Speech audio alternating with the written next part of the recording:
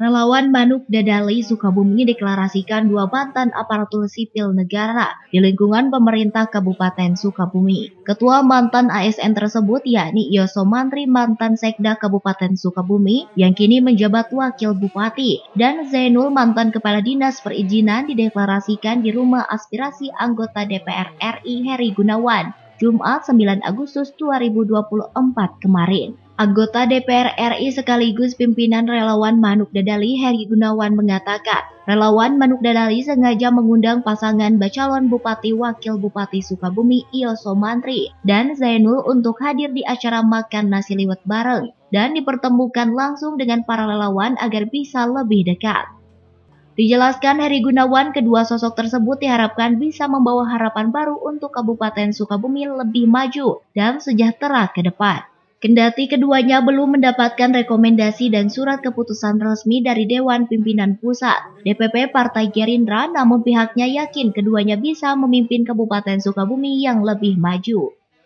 Acara sesungguhnya itu kita ngumpul ngaliwat bareng relawan. Pasti beliau hadir.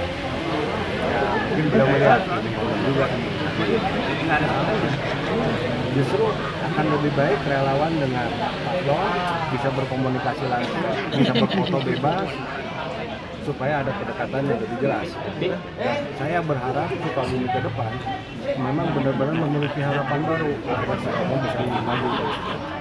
Sementara itu, menurut bakal calon Bupati Sukabumi Yoso Mantri mengatakan, dirinya menyambut baik dukungan relawan Manuk Dadali ke depannya.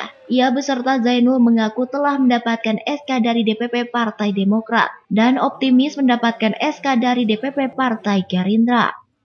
Saya sangat bangga berterima kasih Pak Heri Gunawan mengakui saya dan bisa bertemu dengan relawan Manuk Dadali yang begitu banyak dan begitu semangat yang luar biasa dari Pajak Penghadi, kemudian Kabupaten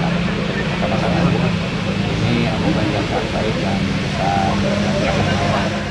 Pasangan Bacabub Sukabumi Yoso Mantri dan Zainul sebelumnya telah mendapatkan dukungan dari koalisi partai bernama Koalisi Harapan Baru Sukabumi, yakni dari Partai Demokrat, PKS, dan Partai Gerindra. Dari Kota Sukabumi, Muhammad Ujang Heriaman, Tim Liputan MGS TV melaporkan.